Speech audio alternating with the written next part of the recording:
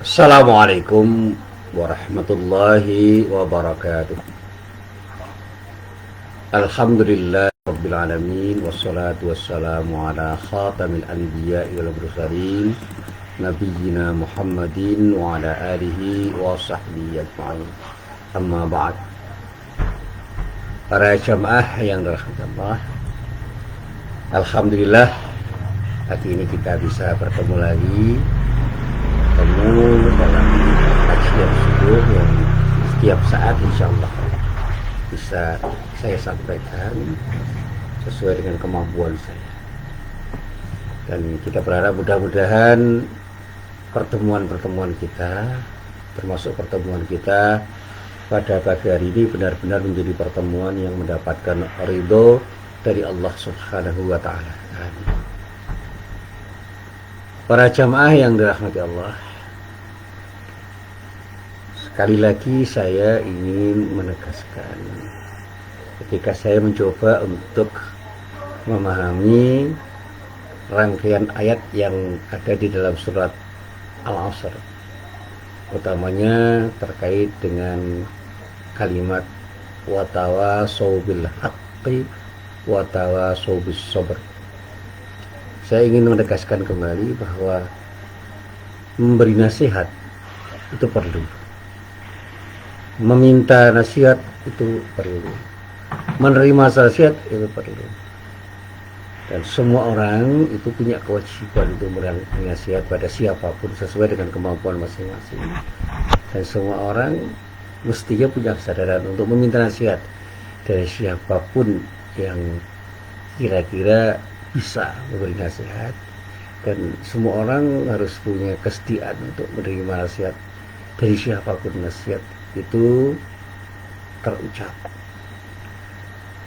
Para jamaah yang dirahmati Allah, kesadaran untuk saling memberi nasihat itu merupakan kesadaran yang harus ada pada setiap orang Islam, dan insya Allah ketika kita ini punya kesadaran untuk saling memberi nasihat, saya yakin dengan hakul yakin kita ini akan semakin bisa bersikap dewasa di dalam menjalani kehidupan ini, dan insya Allah kita akan bisa berjalan dengan sebaik-baiknya karena di antara kita ada kesadaran saling mengingatkan satu sama lain, dan sesuatu yang kita ingatkan itu betul-betul sesuatu yang penting untuk kita ingatkan pada orang lain dan kita terima. Tentu saja bekal utamanya adalah ketulusan hati. Dalam bahasa yang lebih tepat, ada keikhlasan di dalam memberi dan menerima nasihat. Dan hal ini tidak mudah. Ikhlas itu persoalan hati. Jadi kalau kita bicara tentang ikhlas itu ya terkait dengan kesiapan hati kita untuk melakukan apapun yang kita lakukan karena Allah. Dan pada saat kita itu menerima nasihat, kita pun harus sadar bahwa kita menerima nasihat siapapun, dimanapun, dan dalam bentuk apapun itu karena Allah. Dan kalau semua itu kita lakukan karena Allah, insya Allah jalan kita akan lurus. Bahkan cara berpikir kita pun akan semakin lurus. Nah, para jamaah yang dirahmati Allah, terkait dengan hal ini, ada sebuah tulisan yang dulu pernah saya sampaikan, yaitu tentang bagaimana seharusnya kita saling menasihati.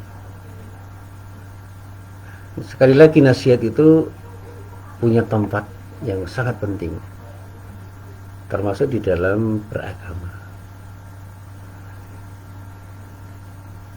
Memberi nasihat itu bisa memberikan kemantapan persaudaraan kita, memberikan kontribusi yang positif untuk merawat persahabatan kita.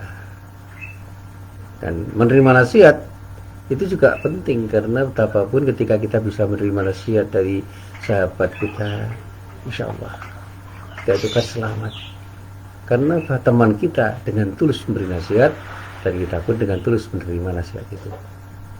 Terlebih-lebih kalau nasihat yang disampaikan oleh seseorang itu semata-mata benar-benar dilaksanakan, dilakukan, diucapkan karena Allah, dan muncul sebagai wujud kasih sayang terhadap saudaranya sesama muslim. Sehingga tidak heran ketika Nabi Muhammad SAW itu menjadikan nasihat sebagai tiang agama sekaligus menjadi barometer untuk melaksanakan syariat Islam. Ada sebuah hadis yang dulu pernah saya sampaikan dan berkali-kali saya coba untuk saya kaji. Sebuah hadis yang diriwayatkan oleh Imam Bukhari dan Imam Muslim dari sahabat Tamim Ad-Dari radhiyallahu anhu. Dinyatakan di dalam hadis itu bahwa Rasulullah sallallahu alaihi wasallam itu pernah mengucapkan satu kalimat. Apa kalimat itu? Ad-dinu an-nasihah. Ad-dinu an-nasihah. Agama itu nasihat. Agama itu ya agama yang diturunkan oleh Allah kepada kita melalui para rasulnya, itu isinya adalah nasihat. Jadi intisari agama itu ya nasihat, esensi agama itu nasihat, hakikat agama itu nasihat. Dan ternyata memang Rasulullah senantiasa memberikan nasihat, memberikan wasiat kepada para sahabatnya, kepada umatnya. Sehingga di dalam beberapa tulisan, misalnya yang saya coba untuk saya kutip dari Ensiklopedia Akhlak Nabi Muhammad SAW yang ditulis oleh Syekh Muhammad Al-Misri, dikatakan nasihat itu adalah memberi sesuatu yang baik. Artinya sesuatu yang memang memiliki kebaikan. Dan sesuatu yang diberikan itu betul-betul berangkat dari ketulusan hati. Sehingga seorang yang memberi nasihat dan diberi itu harus dengan ikhlas memberi dan menerima, dan semua harus melakukannya dengan jujur. Kata yang dipergunakan untuk mengungkapkan nasihat itu pun harus dipilih dengan pilihan kata yang enak didengar, yang ketika diungkapkan itu mengesankan kebaikan bagi orang yang nasihati, dan orang-orang yang nasihati pun itu mau menerima apapun nasihat yang diucapkan oleh siapapun. Nah, sekarang ini kan nasihat itu tidak hanya diucapkan secara lisan, tapi juga dengan tulisan, apalagi dengan media sosial yang sekarang marak. Banyak nasihat yang diberikan oleh orang. Dan kita yang punya kesadaran untuk memberi nasihat pun seharusnya bisa memberikan nasihat dengan sebaik-baiknya, dengan sejujur-jujurnya, dengan terbuka, dan yang terpenting harus dengan ikhlas karena Allah. Sehingga ketulusan hati kita ketika mengatakan sesuatu itu akan terasa bagi orang yang menerimanya. Dan ini yang dinasihatkan oleh guru saya. Kata yang muncul dari hati itu akan masuk ke dalam hati. Jadi sebaliknya, kata yang tidak muncul dari hati itu tidak akan masuk ke dalam hati. Nah, ketulusan hati itu sangat penting. Makanya saya katakan di dalam bahasa sederhana, jadilah orang yang berkata-kata dengan ketulusan hati.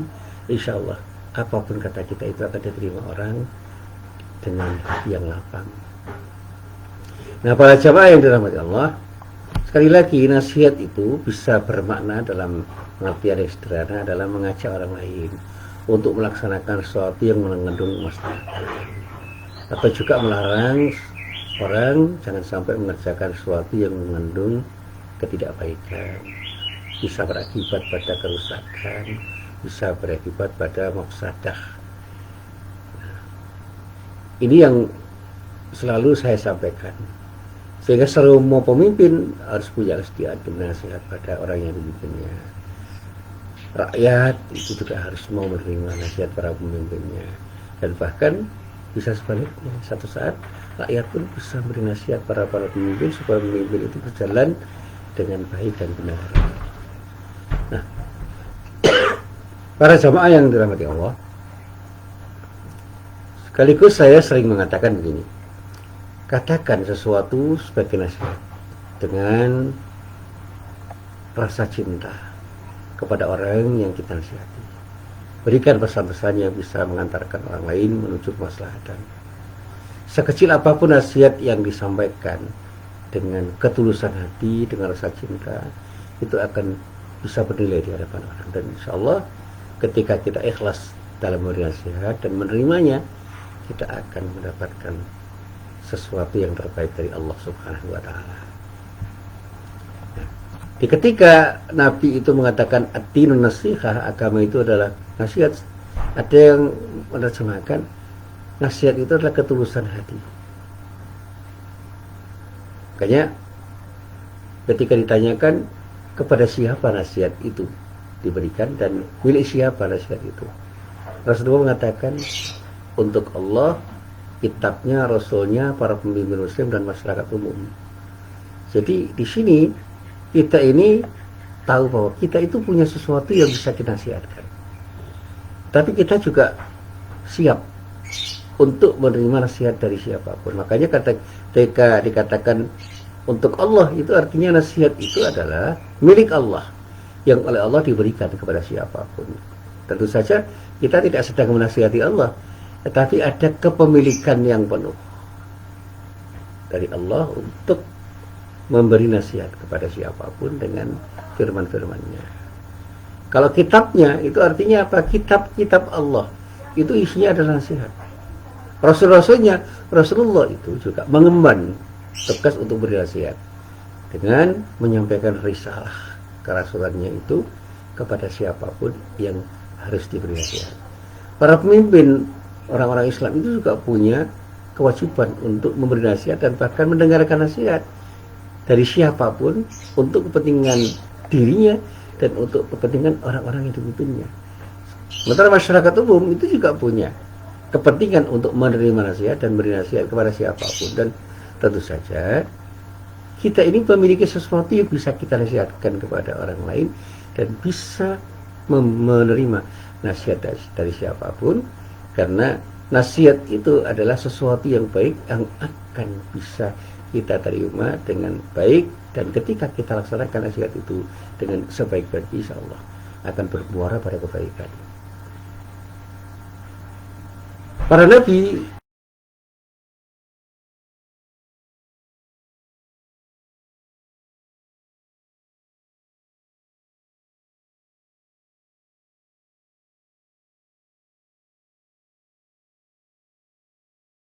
selalu mencoba untuk mengamalkan nasihat-nasihat dari Allah itu dalam sikap dan perilakunya, sehingga salah satu sabda yang sangat penting itu terkait dengan pernyataan Aisyah. Kalau kita bicara tentang siapa Rasulullah, Rasulullah itu dinyatakan oleh Aisyah karena khuluquhu al-Quran. Akhlak Nabi itu ya Al-Quran, itu artinya Nabi itu seolah-olah adalah Al-Quran yang berjalan, the living Quran. Nah, para jamaah yang dirahmati Allah, agar pada saat menyampaikan nasihat untuk menuju kebenaran dan kebaikan itu bisa tersampaikan dengan baik, setiap orang perlu memperhatikan adab ketika memberi nasihat kepada setiap orang. Nah, apa saja adab yang harus dimiliki oleh seorang ketika memberi nasihat? Para ulama mengungkapkan minimal ada 8 hal yang perlu kita perhatikan. Jika kita berposisi sebagai orang yang memberi nasihat, nanti kita kembangkan bagaimana ketika kita menerima nasihat. Yang pertama, ada niat yang tulus,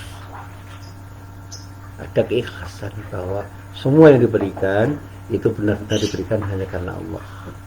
Seorang pemberi nasihat hanya berharap ridha Allah dan balasan dari Allah Subhanahu wa Ta'ala. Dia menyampaikan nasihat bukan karena ingin mendapatkan keuntungan apapun di dunia, apalagi dengan diiringi sikap riya, ingin dipuji orang. Ada sikap sum'ah, menceritakan kebaikannya pada orang ini supaya orang lain tahu. Ini yang pertama. Jadilah orang yang bernasihat dengan ikhlas karena Allah. Yang kedua, orang harus memberi nasihat berdasarkan ilmu. Dia punya ilmu yang memang akan diberikan untuk memberi nasihat. Memberi nasihat dengan ilmu merupakan sebuah keharusan, dalam arti orang yang memberi nasihat itu harus menguasai materi yang akan dinasihatkan. Karena tanpa dasar ilmu bisa jadi seseorang akan menasihati hal-hal yang tidak mengena. Bisa saja malah terbalik, maunya berbuat baik malah jadi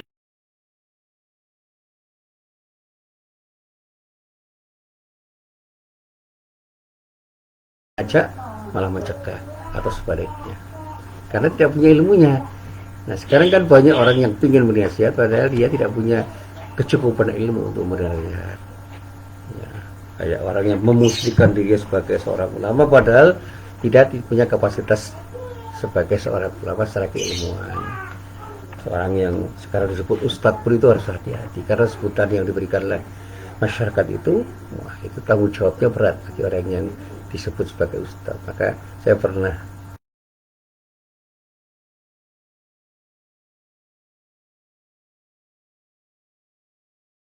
mau belajar dengan Anda semua. Jadi saya ngaji ini ingin sama-sama belajar. Saya bukan ustadz karena saya masih belajar untuk mencari ilmu, dan ilmu yang saya ajarkan itulah ilmu yang sementara ini saya dapatkan dengan segala keterbatasan saya, dan mudah-mudahan bermanfaat untuk diri saya dan semua orang yang saya ajak berdialog, berbicara, berbincang-bincang, dan bersama-sama belajar. Termasuk ketika saya jadi dosen, saya tidak merasa bahwa saya ini lebih hebat daripada mahasiswa saya. Yang jelas saya akan selalu belajar dan belajar untuk bisa mengembangkan ilmu saya, dan kemudian bisa saya berikan kepada para mahasiswa dengan cara yang sebaik-baiknya. Yang kedua, harus punya dasar ilmu. Yang ketiga, mari kita berhias diri dengan akhlak mulia. Kalau saya sampaikan dengan bahasa sederhana, peliharalah diri kita dengan akhlak yang mulia. Kita harus punya muruah, karena seorang pemberi nasihat itu punya kewajiban untuk memiliki akhlak yang mulia, termasuk di dalamnya bisa bersabda lemah lembut, bersikap santun di dalam memberikan nasihat. Dan yang seperti ini memang diperintahkan oleh Allah. Misalnya Allah pernah perintahkan kepada Nabi Musa dan Nabi Harun saat ingin berdakwah kepada Fir'aun. Dinyatakan oleh Allah dalam firman-Nya di dalam surat Thaha ayat 44. A'udzubillahi minasyaitonirrajim. Wa qula lahu qawlan layyina la'allahu tadhakkaru aw yakhsha. Maka berbicaralah kamu kepada Fir'aun dengan kata-kata yang lembut. Mudah-mudahan Fir'aun itu sadar atau takut, atau dalam bahasa yang sederhana punya kesadaran untuk mau beriman kepada Allah, atau punya rasa takut untuk melakukan sesuatu yang berseberangan dengan keimanannya kepada Allah. Sehingga Musa dan Harun berhasil menjadikan Fir'aun menjadi orang yang mendapatkan hidayah dari Allah karena dakwahnya itu dilakukan dengan sebaik-baiknya, karena dengan kata-kata yang lembut, insya Allah kita akan bisa ngomong dengan baik pada orang, karena orang yang kita ajak ngomong tidak akan tersinggung dengan kata-kata kita. Nah sekarang ini kan banyak orang yang mengatakan sesuatu dengan kasar, maunya tegas, tapi dia tidak tahu perbedaan antara tegas dan kasar.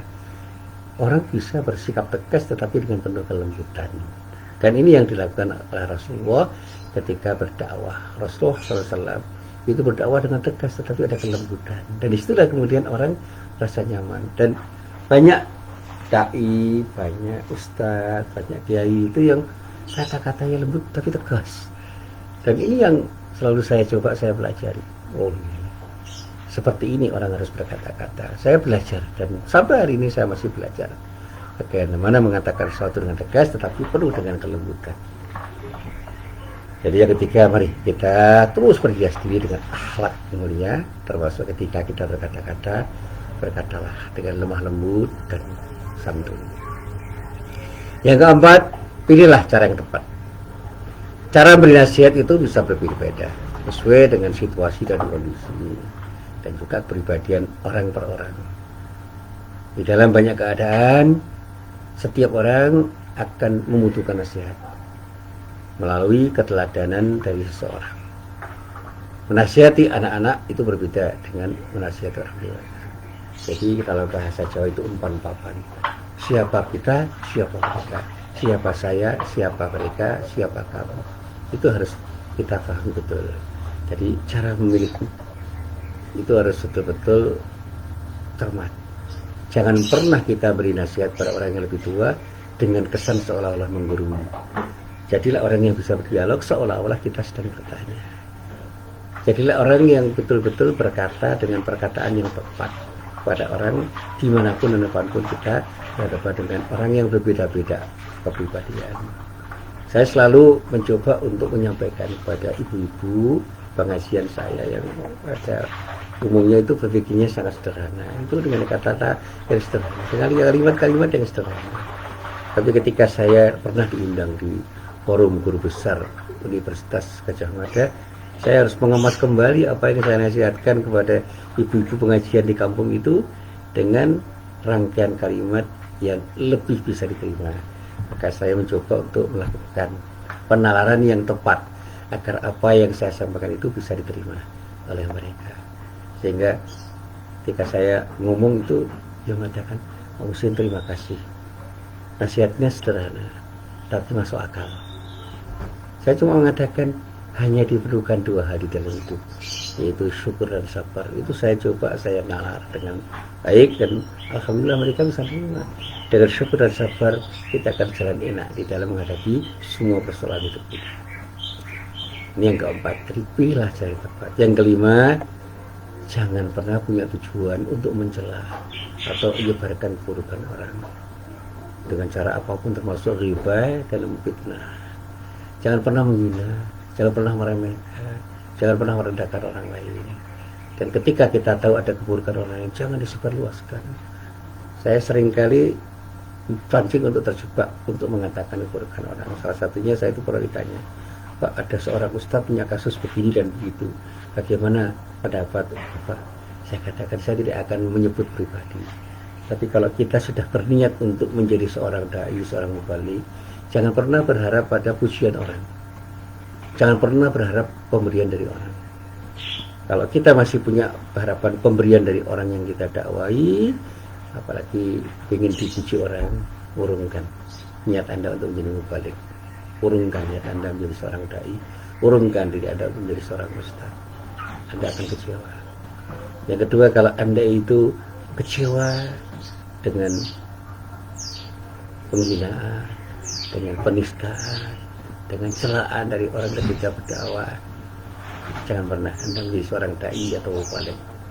Kita harus siap dicela, dihina, direndahkan, dihambat, dipersekusi. Karena itu sesuatu yang bisa terjadi kapanpun dan dimanapun pada setiap dai. Rasulullah ketika berdakwah tidak hanya dihina, tidak hanya dicaci, tidak hanya dicela, difitnah, bahkan dikejar-kejar, bahkan mau dibunuh. Tapi Allah menyelamatkan beliau. Dan ini konsekuensi sesuatu yang bisa terjadi pada setiap mubalik, setiap ustadz, setiap dai ketika berdakwah. Karena mengajak orang menjadi baik dan benar itu tidak mudah. Apalagi ketika kita sudah masuk pada nahi mungkar, wah itu risikonya sangat berat. Karena seringkali kita harus mengubah sesuatu yang sudah mapan untuk mengajak mereka menjadi orang yang berbeda dengan apa yang telah mereka cintai, mereka senangi, mereka biasa untuk melakukannya. Saya telah berhadapan dengan para penjudi, para pemabuk, ya, dan juga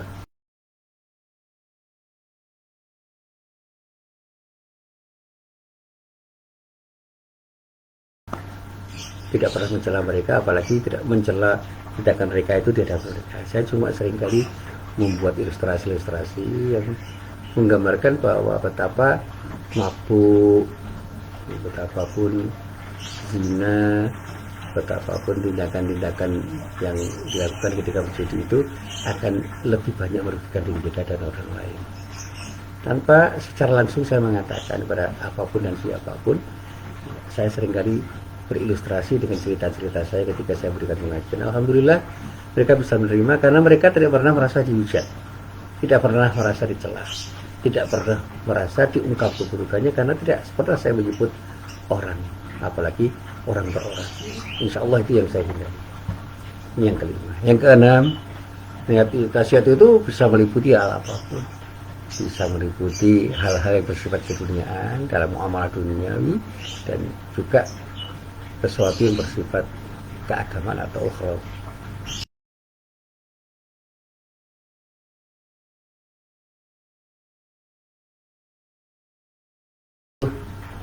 Mari kita mencoba beri nasihat, tidak usah terang-terangan. Kalau memang kita belum siap dan orang yang kita nasihati belum siap untuk berbicara terus terang, Maka saya seringkali membuat metafor-metafor, perumpamaan-perumpamaan untuk bernasihat kepada setiap orang, dan saya seringkali dengan sembunyi-sembunyi berdialog dengan orang yang ingin minta nasihat pada saya, dan saya ingin bernasihat pada mereka. Apakah itu para mahasiswa saya, termasuk para